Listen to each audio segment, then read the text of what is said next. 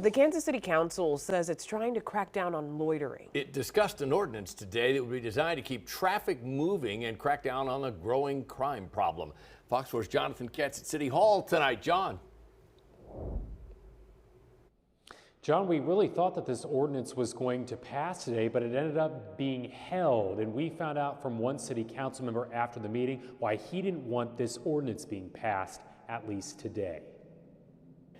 Would narrow the scope. Councilmember Jonathan Duncan did not want this ordinance passed Thursday because he wanted a more narrow definition of what loitering is. So you're concerned about potentially protesters being lumped into the loitering ordinance? Protesters and houseless people, I don't think that if the houseless people are causing a problem that they should be harassed. Councilwoman Melissa Patterson-Hasley said there were some people who testified on Tuesday saying they were concerned this ordinance would restrict a person's fundamental right to peacefully assemble.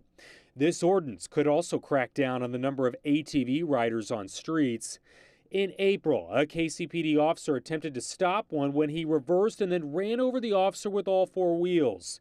The officer's okay, but police are now cracking down, arresting 12 suspects just last weekend. And unfortunately, there just happens to be places in Kansas City in which people have a good time with their friends and they don't move along. And so we need something to encourage them that is not the appropriate place for that behavior. And so that's what this ordinance really is attempting to do. Patterson-Hasley's resolution dealing with how to get vacant land ready for development passed unanimously on Thursday. They cause a lot of problems. You've seen in the Northeast in Kansas City, there's been a number of fires. And so we have people that own buildings that then other people that are houseless will go and live in, and if it's cold, they may start a fire. And so there's been dozens and dozens of fires just in that area because of this concentration of vacancy. The city will actually determine whether there is funding available for this vacant land use plan sometime in the future.